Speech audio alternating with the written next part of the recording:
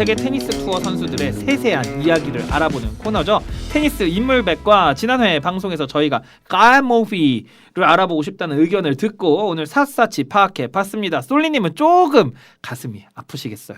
네. 제가 그 UTS 서울에서 그 이벤트에 당첨이 돼서 그러니까요. 프랑스어로 그거를 쓰셨잖아요. 네, 일부러 이제 한 사람만 공략해서 불어로 보고 싶다. 공 같이 쳐보고 싶다. 환영한다. 뭐 이렇게 썼는데 당첨이 됐어요. 그래서 이제 갸이몽피와 공을 치는 상상을 했죠. 그러니까 키 차이가 얼마나 날까? 나는 그의 허리에 있는 것이 아닐까? 뭐 이런 생각도 하고 그의 팔 길이와 나의 키가 같지 않을까? 막 이런 생각도 그럼 하고. 혹시 뭐 인사말 같은 것도 준비를 하셨나요? 그럼요. 뭐 봉주, 내 이름은 솔리다. 막 이러면서 이제 준비를 했었으나 이제 처참히 무너진 이 UTS 말이 많죠. 네, 그렇습니다. 근데 네. 키리오스가 더 낫지 않을까요? 더 뭐 약간 고급 기술을 더 배울 수 있는. 아니야. 키리오스한테 말 잘못했다 맞을 것 같아 진짜. 키리오스는 약간 따스한 눈으로 바라봐주지 않을 것 같아요. 이것도 못해봐 이런 느낌 있지. 더 빡세게 알려줄 것 같아요. 빡세게. 트위너 막 알려주고 제대로. 그러게요. 노력하셔서 재밌는 이벤트 당첨이 되셨었는데 되게 아쉽습니다. 저희도 더 테니스에 소개할 만한 사연이 하나 더 늘까 해서 되게 저도 기대하고 부러워했었는데 맞아요. 하지만 오늘 가해봉피를 알아보면서 아픈 마음을 조금 달래셨으면 좋겠습니다. 이야기를 시작하기 앞서서요. 두 분은 인생의 은인이 있으신가요? 인생의 은인이라. 은인. 형이 다르겠네요. 네? 네? 그냥 고민이 깊으셨네요? 그냥 그런 걸로 하죠. 네. 제가 이제 은인을 여쭤보고 싶은 거는 악인에 대해서 이야기를 해보고 싶어서 은인을 먼저 여쭤봤습니다. 왜 이런 사람 있잖아요. 인생의 갈림길에 서 있을 때마다 항상 나타나서 회방 놓는. 네. 저는 그런 사람이 한 명 있긴 있는데요. 바로 제 친한 친구 정모 씨입니다. 이 친구가 저에게 했던 만행을 몇 가지 나열을 해드리면요. 군대 면회 와서 술 취하고 위병소 앞에서 난동 부려갖고 제가 영창 갈 뻔한 일이 있었고요. 우리 집 집들이에서 술 마시고 인사불성이 되어서 제 아내를 꼬시려고 했고요. 등등. 클럽인 줄 등등 많습니다. 네. 이런 거 되게 많아요. 가해몽피도 최소 테니스 안에서는 이런 악연이 있습니다. 갸이몽피도 군대에 갔던 적이 있었나요? 네, 친구는 아니고요. 네. 이런 친구는 아니고 그냥 악연 정도로 정리를 하고 싶은데요. 네. 바로 빅3. 페더러, 나달, 조코비치입니다. 가해몽피에게는 이 세 명이 정말 너무너무 미울 정도로 악연이 심한데요. 상대 전적을 제가 말씀드려 보겠습니다. 페더러와는요. 파이널에서 패한 2패 포함해서 4승 10패. 나달에게는 파이널 3회, 세미파이널 5회 패배했습니다. 2승 14패. 조코비치와 상대 전적은요 1승 20패입니다. 그마저도 이 1승은요 ATP 챌린저 시절 2004년이었거든요. 한 번 이긴 거라서 ATP 투어 기록에서는 아예 삭제가 되었고요. 데이비스컵 포함해서 0승 20패. ATP 투어 기준 19연패 중입니다. 와 정말 상상이 안 가는데 한 선수에게 20연패를 하면 어떤 기분일지 상상이 안 되는데요. 이거 질 때마다 욕하지 않았을까요? 그러니까요. 프랑스 욕이 있거든요. 제 차마 방송이니까 하진 않겠지만. 어차피 말해도 우리 못 알아들으니까. 네, 그 약간 푸틴을 외치는 그런 푸틴이랑 비슷한 그런. 푸틴? 네, 약간 위험한데.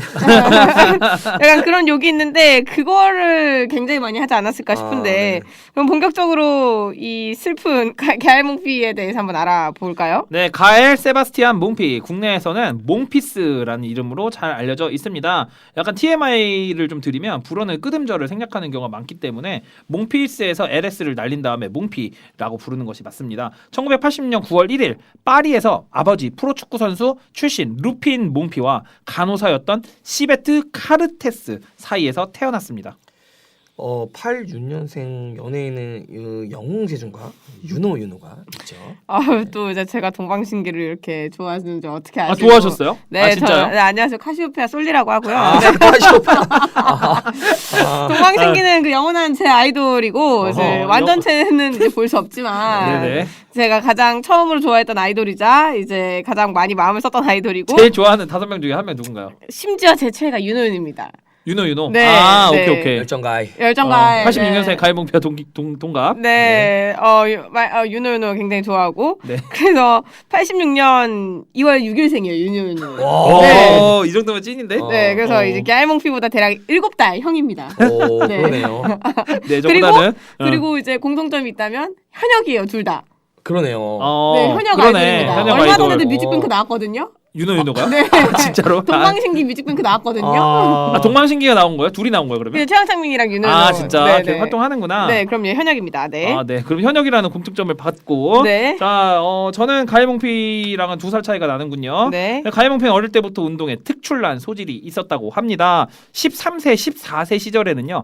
프랑스, 전 프랑스, 모든 프랑스에서 100m 챔피언이었고요. 그의 육상 코치는 몽피가 테니스를 치지 않았다면 올림픽 단거리 육상 선수로 성장했을 것이라고 증언했습니다. 오, 코트에서 보여주는 그런 엄청난 스피드가 우연이 아니었군요. 네, 그렇습니다. 몽피는 엄청난 운동 능력으로 모든 코트에서 계속해서 슬라이딩을 하는 것으로도 유명한데요. 그래서 별명이 슬라이드맨입니다. 오. 네, 가엘 몽피는 다른 프랑스 출신 흑인 선수들처럼 유복하지 못한 집안에서 태어났는데요. 어머님도 아프리카계 이민 1세대셨고요. 그래서 어릴 때 테니스를 치는데 많은 어려움이 있었다고 합니다.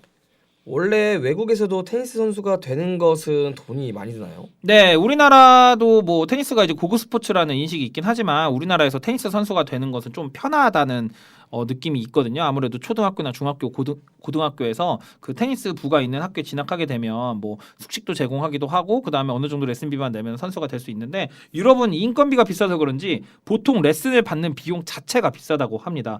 또 코트를 빌리거나 줄을 매는 것도 사람이 하는 거기 때문에 가격이 꽤 나가고요. 거기다 주니어 선수들은 그 랭킹 포인트를 따야 되잖아요. 그래서 그 대회가 열리는 그 해외 어디로 가야 되는데 그 대회가 약간 우리가 치면은 해외 여행 가는 그런 느낌이더라고요. 비행기 표 사야 되지, 그다음 랭킹 안 되니까 호텔 잡아야 되지, 네. 그다음 밥 사 먹어야 되지, 뭐 이기고 지고 하면은 또 뭐 이렇게 해야 되니까 돈이 되게 많이 든대요. 근데 이제 몬피는 좀 가난한 집에서 태어났지만 부모님의 전폭적인 지원으로 2004년 4개의 그랜드슬램 주니어 대회 중에 무려 3개를 우승하며 주니어 랭킹 1위에 오르는데 이때 나이가 겨우 17세였습니다.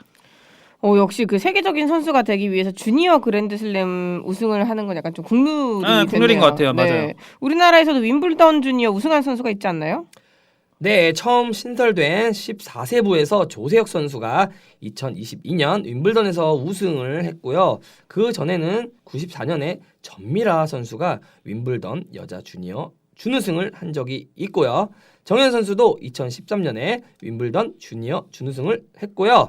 2015년에는 정윤성 선수가 US 오픈 주니어 4강에 진출했었습니다. 네, 찬더러님이 이제 우리나라 선수가 이제 그랜드슬램 주니어에서 얻은 업적 같은 걸 말씀해 주셨는데 가엘 몽피는 이제 그거를 한 해에 3개를 우승했다는 거잖아요. 어허.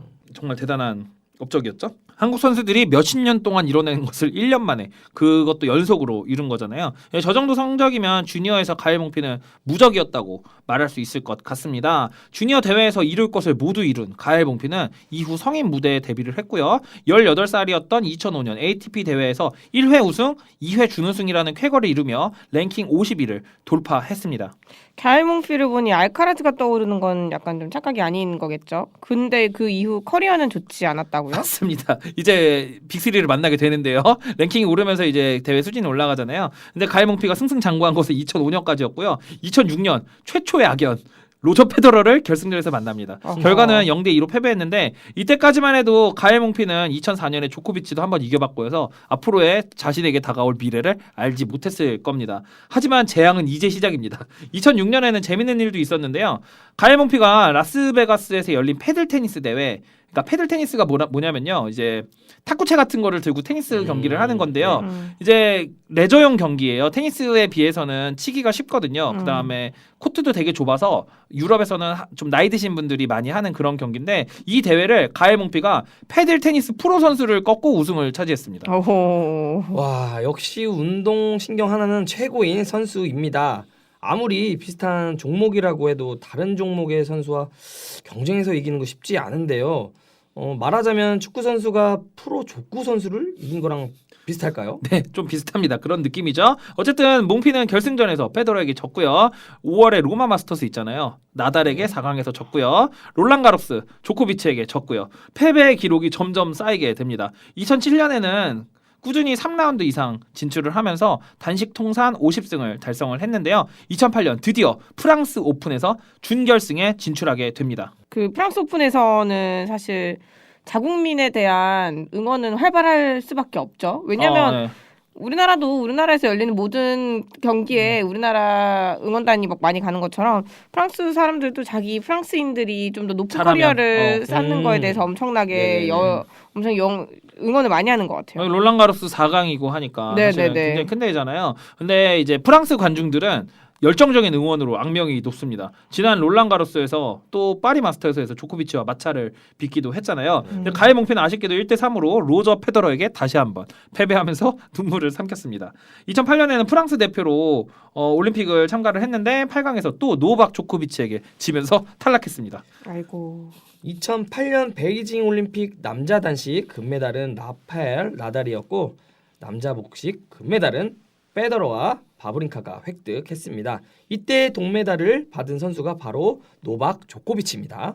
네, 지금까지만 들어도 가엘 몽피 입장에서는 눈물이 날 수밖에 없는 스토리인데요.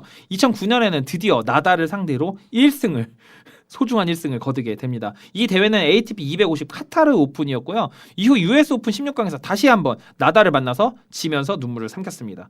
2009년 롤랑 가로스 8강에서도 역시 로저 페더러에게 졌고요. 2009년 파리 마스터스에서는 조코비치에게 졌습니다. 가엘 몽피 입장에서는 항상 잘 나가다가 빅3를 이제 갑자기 만나게 되는 그 시나리오가 그렇죠. 올라가면 올라갈수록 그 세 명이 버티고 있는 거죠. 네, 이후 커리어에서도 약간 비슷한 양상을 보이는 것 같은데요. 네, 맞습니다. 2010년 US 오픈 8강에서도 조코비치에게 지고 ATP 500 재팬 오픈 결승에서는 나달에게 지고 2009년 이어 2년 연속으로 결승 진출한 파리 마스터스에서는 로빈 소더링에게 지면서 준우승에 머물렀습니다. 2011년 롤랑 가로스에서도요 페더러에게 패배하면서 탈락을 했고요.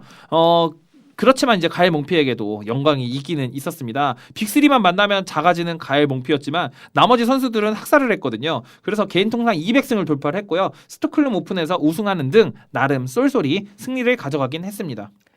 들을수록 재미있는 기록입니다. 가엘 몽피가 빅3를 이긴 기록은 없나요? 네, 아까 말씀을 드렸지만 페더러를 상대로 4승, 나달 상대로 2승, 조코비치를 상대로 ATP 챌린저에서 1승 해서 통산 7승이 있는데요.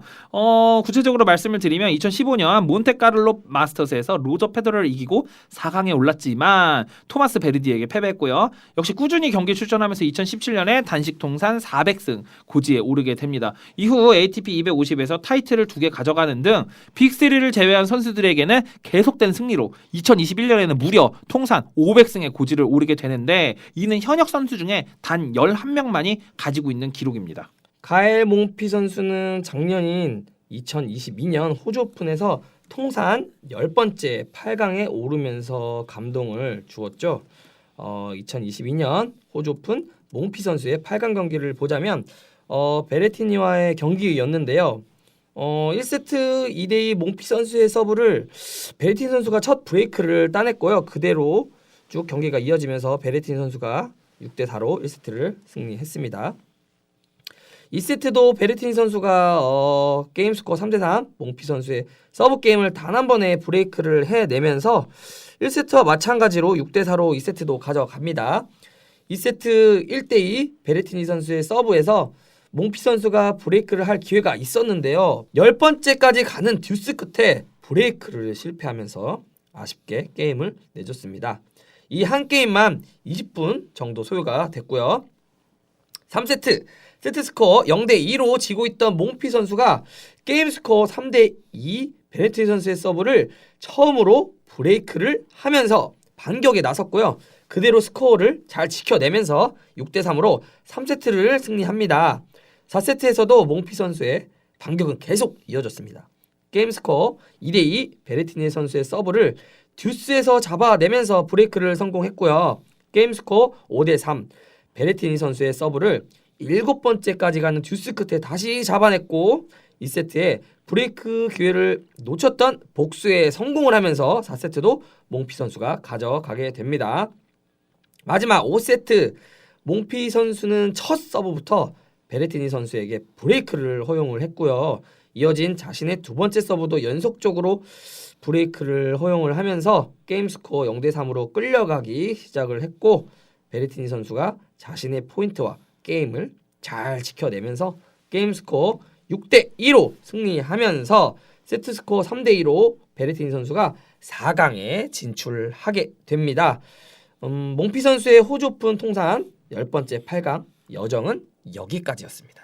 근데 몽피 선수가 선수들 사이에서 나름 노장으로 통하는 선수인데 그래도 이제 8강까지 간 걸 보면은 클래스는 좀 영원하다는 이야기가 맞나 봐요. 네, 그렇습니다. 이제 저도 이 경기를 봤던 기억이 나는데 이 가엘몽피가 평소에는 조금 이게 잘 웃기도 하고 또 다양한 무브를 보여주잖아요. 이날 경기만큼은 제가 봤던 그 어떤 경기보다도 진지한 모습으로 경기를 임했습니다.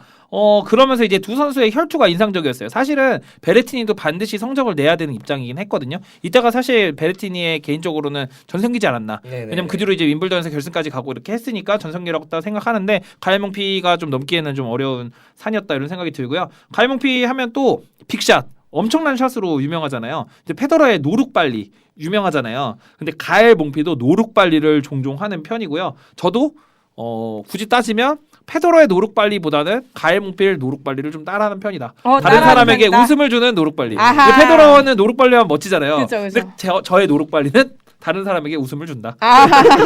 네. 그다음에 성공하면 이제 노룩발리 성공하면 특유의 재치 있는 웃음. 그 건치 미소 있잖아요. 그거를 이제 보여주고요. 또 스매시 기회에서는 제자리에 서서 스매시하는 경우가 거의 없습니다. 일단 점프를 뛰고 봅니다. 그리고 뛴 다음에 엄청난 그 덩크 스매시. 마치 옛날에 피트 샘프러스가 자주 보여줬던 그런 덩크 스매시를 하기도 하고요. 이제 이 모든 행동들이 테니스를 보는 관중들의 눈을 즐겁게 한다는 점에서 투어에서는 보석 같은 선수라고 볼 수가 있습니다. 저도 투어에 이런 선수가 많아졌으면 좋겠다는 생각을 했거든요. 승부를 희화화한다는 비판이 있긴 하지만 제가 알기로도 가엘몽피는 누구보다도 승부욕이 강한 선수거든요. 가엘몽피의 움직임이 상대를 조롱하거나 장난을 일부러 치거나 하는 거는 아니고요. 그 증거가 현재까지도 선수 생활을 지금까지 하는 것을 보면 알 수 있죠. 네, 이게 통산 500승이라는 것이 사실은 엄청난 맞아요. 성과예요. 왜냐하면은 이게 선수들이 부상을 겪기도 하고 또 슬럼프가 오기도 하잖아요. 근데 2004년, 2005년부터 지금 2023년까지 거의 20년을 꾸준히 경기에 참여한다는 거는 그만큼 테니스에 대한 열정과 어떤 몸 관리나 그 다음에 꾸준히 투어에 참여할 수 있는 실력이 있다는 거를 저는 증명한다고 보고요. 근데 이제 테니스에 엄숙주의가 있다는 거는 맞긴 한 것 같습니다. 말하자면 이제 소위 말하는 귀족 스포츠, 매너 중요하고 상대방에게 이제 예의를 갖춰야 되고 이제 그런 게 있긴 하지만 사실 테니스의 저변이 조금 더 넓혀지려면 이런 엄숙주의를 조금 더 자제하고 또 모두가 가엘몽피처럼 그럴 수는 없겠지만 좀 캐릭터 있는 선수들도 많이 나오는 게 필요하다고 생각을 합니다. 가엘몽피의 아내도 또 특별합니다. 오늘 가족 특집인 것 같은데 아내 특별하고요. 바로 아내가 여자 프로 테니스 선수 엘레나 스비톨리나 선수입니다. 네, 스비톨리나 선수는 저희도 몇 번 말씀을 드린 적이 있었는데 올해 괜찮은 성적을 냈던 것 같은데요. 맞습니다. 스비톨리나 선수는 올해 롤랑가로스 8강, 윈블던 4강에 오른 선수죠. 윈블던에서는 2가 슈비영택을 잡아냈기도 했고요. 네, 저희가 리뷰를 해드렸던 기억이 나는데요. 그 스비톨리나 선수가 바로 가엘몽피의 아내입니다. 두 사람은 2019년에 교제의 시작을 알렸고요. 2021년 4월에 약혼을 발표합니다. 그 다음에 2022년에 두 사람은 딸을 낳았고요. 스비톨리나는 2022년을 치고 23년에 복귀를 한 것이죠. 스비톨리나 선수는 우크라이나 출신의 선수인데요. 작년 2월 러시아가 우크라이나를 침공하자 그 부당함을 알리기 위해 러시아 선수와 투어에서 만나자 그 자리에서 기권을 해 화제가 되었습니다. 오호. 테니스 투어에 참여하는 선수들이 연애하고 결혼하는 게 굉장히 좀 어려울 것 같은데 이런 두 사람의 행복한 모습을 보니까 좀 기분이 아주 좋은 것 같아요. 사실 국내에서도 가엘몽피의 유쾌한 모습을 보고 싶어하는 분들이 많은 것 같아요. 네, 그러게요. 우리 솔리님을 포함해서 가엘몽피의 그 건치 미소를 보고 싶어하는 팬들이 굉장히 많았는데요. 작년에 LA에서 열린 UTS 영상을 보면요. 어쩌면 UTS 같은 이벤트 경기에 가장 특화된 선수가 가엘몽피이지 않을까 싶습니다. 또 올해 강국에 가엘몽피가 왔다면 솔리님이 좀 레슨을 받을 기회가 있었는데 대회가 취소되었을 때 어떤 심정이셨는지 좀 궁금합니다.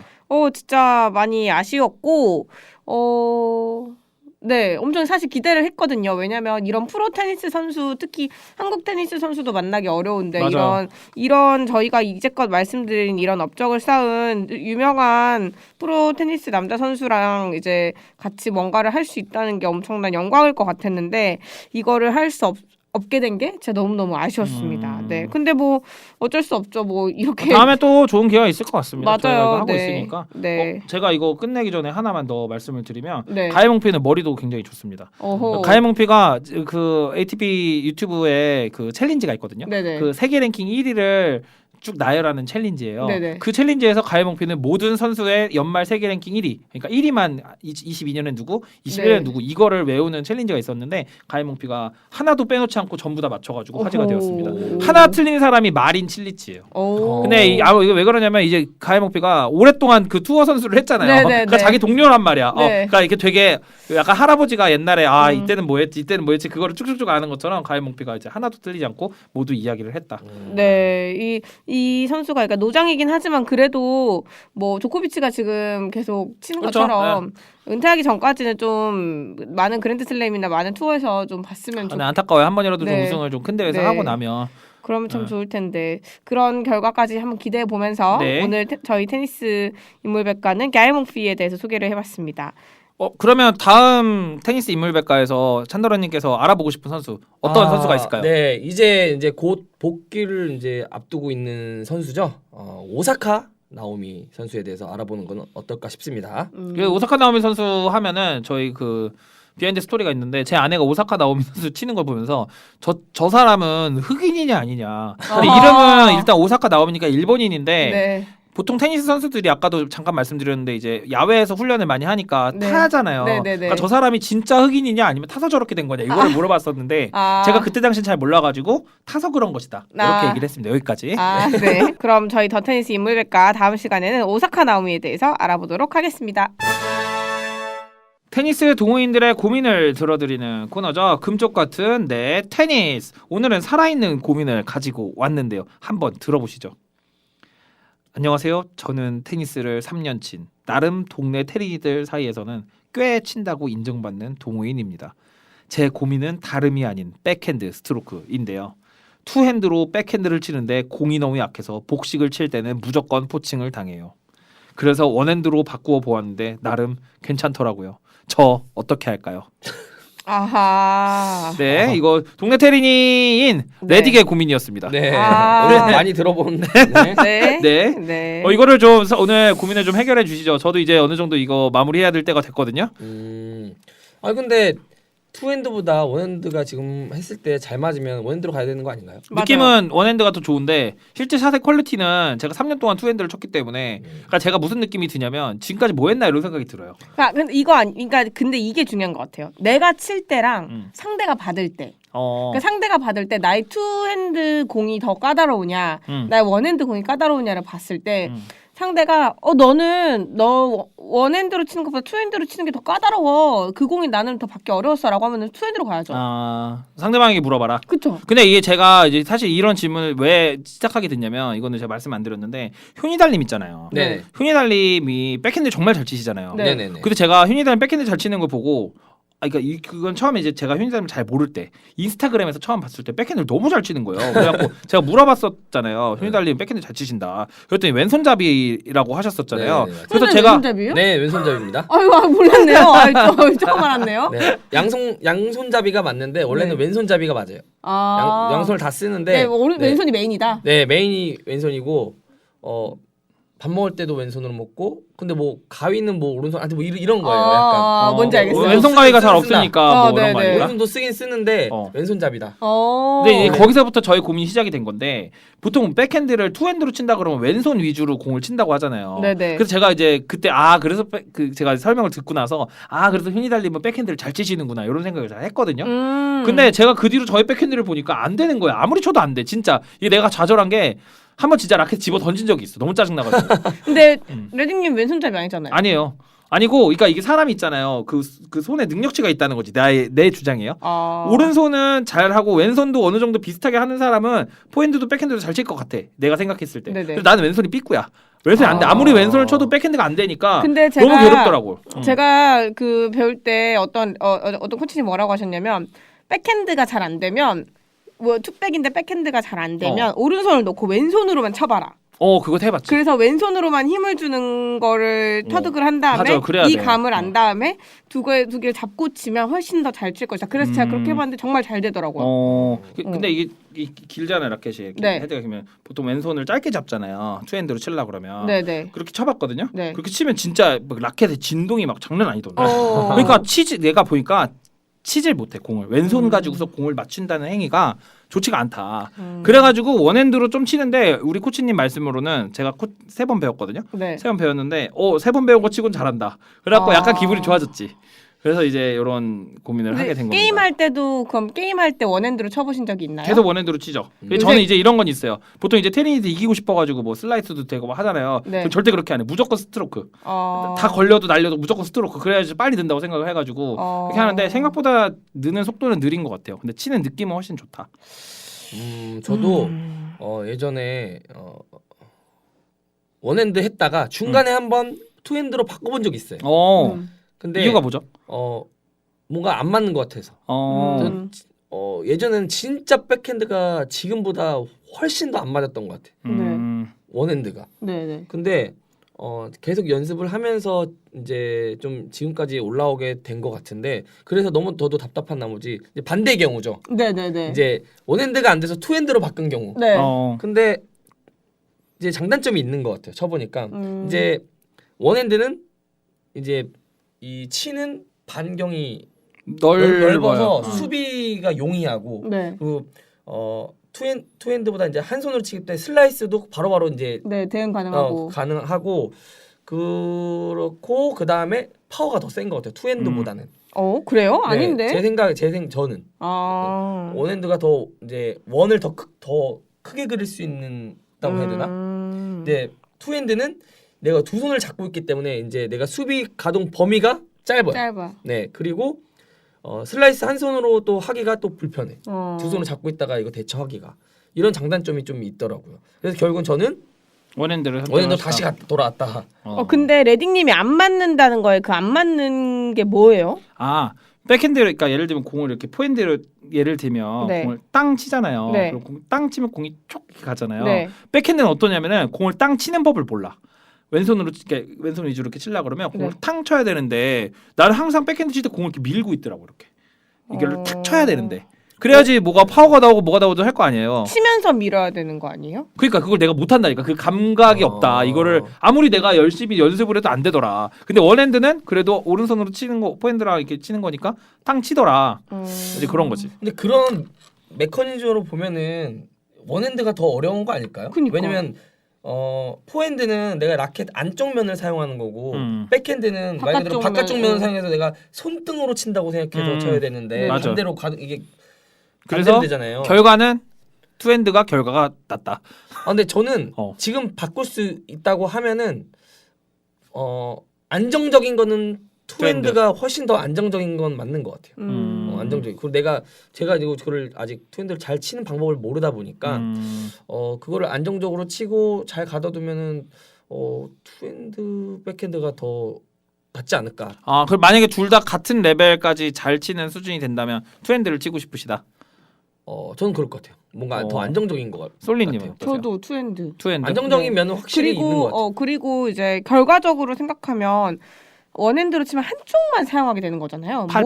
한쪽 팔? 몸에 한쪽만 거의 사용하게 되는데 사실 이거는 몸을 너무 혹사하는 맞아요. 네, 방법이지 원핸드에 않나? 좀 엘보가 좀 많이 네네. 하고 하니까. 약간 좀 너무 불균형이 올 것 같기도 하고 그래서 조금이나마 양쪽을 균등하게 맞출 수 있는 법 중에 하나는 그냥 투백이 낫지 않나라는 생각이 들긴 해요.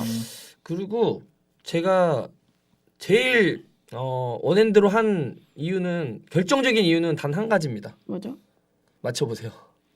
페더러. 네, 그거죠. 페더러. 근데 요즘 테니스 처음 배울 때는 대부분 다 투백을 가르친대요. 그렇죠. 근데 이제 그 중에 걔 중에 몇 명, 나는 페더러가 너무 좋아서 원백을 배우고 아직도 싶습니다. 원백의 명맥을 유지하는 하면은 이유죠. 이제 원백을 가르치고 배우는 사람이 있긴 한데 그래도 대부분 다 투백으로 처음 하게 되고 투백을 가르치는 이유는 투백이 이제까지 테니스의 발전에서 가장 맞아요. 안정적인 기술이지 맞아요. 때문이지 않을까라는 생각이 들어요. 저는 좀 이번 생은 좀 안 된다. 그런 생각이 좀 들고. 원핸드 백핸드는 그리고 이제 클래식이죠, 클래식. 클래식. 약간 옛날 테니스 약간 그거라서. 그리고 요즘 테니스는 조금 더 공이 빨라지고 좀 더 세지고 막 이렇잖아요. 그 기술들이 좀 많이 발전해서 그걸 조금 더 대처하는 데 있어서는 투백이 조금 더 안정적이지 않나라는 생각이 들어요. 그거 보면은 근데 그 투어 선수들 보면 딱 어느 정도 맞아요. 다 거의 한 100명 중에 한 네. 98명은 투백이에요. 다 투백이기 네, 때문에. 맞아요. 근데 그 서로 장단점이 자기한테 맞는 그게 있는 것 같아요. 맞아요. 장단점. 치치파스나 또 바브린카, 네. 그다음에 샤포발로프, 네. 도미닉 팀 이런 선수들은 원백이고, 네. 그다음에 그 프랑스 선수 있잖아요. 누구죠? 뭐 리차드 가스케? 네, 가스케 선수도, 원백이고, 막 이렇게 정통 원백이죠. 정통 원백. 네. 네. 오랫동안. 네. 네, 그러면 저는 투백으로 다시 한번 노력해 보도록 하겠습니다. 네, 열심히. 네. 일단은 지금 잘 맞는 게 원백이잖아요. 느낌은 네. 일단 해 보시고. 그 아까 솔리님 말씀처럼 받는 사람의 피드백은 받지 않았어. 네, 받는 사람의 피드백도 받고 느낌도 오케이. 네, 둘 다. 일단은 일단 바꾸셨으니까 네. 해보고 둘 다의 장단점을 잘 비교해 본 다음에 그 다음에 결정하셔도 뭐 늦지 않을 것 같은데. 늦지 않다. 네네. 네, 언제 늦을까요? 늦을까요? 난 이미 늦었다. 아니요, 늦지 않았어요. 늦었다고 생각할 때가 제일 늦었다. 네. 그러니까 빨리 해라. 네, 박명수님의 어록이죠. 네, 그렇죠. 오늘 정말 감사합니다. 오늘 금쪽 같은 네테니스, 진짜 네테니스. 네. 그래서 이야기를 해봤는데 오늘 두 분의 말씀 제가 잘 다시 한번 방송으로 들어보고 제가 한번 마음에 잘 담아두었다가 진짜 레슨할 때 다시 한번 써보도록 하겠습니다. 네, 방송을 듣는 여러분들 중에서도 어떤 고민이 있거나 하시면 저희 인스타그램, 이메일 댓글로 많은 고민 부탁드립니다. 저희가 아주 진중하게 상담 잘 해드릴게요. 지금 제가 받아보니까 진짜 진지하게 해주시네. 아, 네.